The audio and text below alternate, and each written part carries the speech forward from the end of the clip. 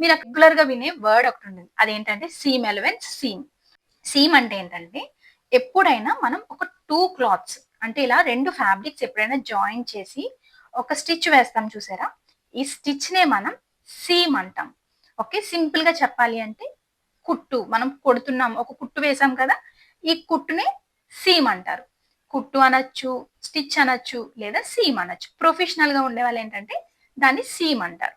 Okay, next seam elements అంటే ఏంటి? Seam elements అంటే మనం జనరల్ గా ఖర్చు అని మాట్లాడుకుంటాం కదా, అంటే డ్రెస్సెస్ కానీ బ్లౌజెస్ కానీ లోపల ఖర్చు పెట్టుకుంటాం కదా, దాన్ని సీమ్ ఎలిమెంట్స్ అంటారు.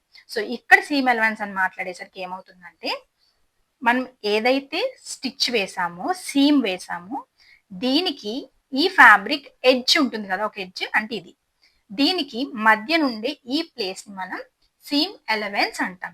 సీమ్ అంటే ఇక్కడ ఉన్న కుట్టుని సీమ్ అంటాం, ఎడ్జ్ ఫ్యాబ్రిక్ కి ఈ సీమ్ కి మధ్యలో ఉన్న గ్యాప్ ని సీమ్ ఎలిమెంట్స్ అంటాం.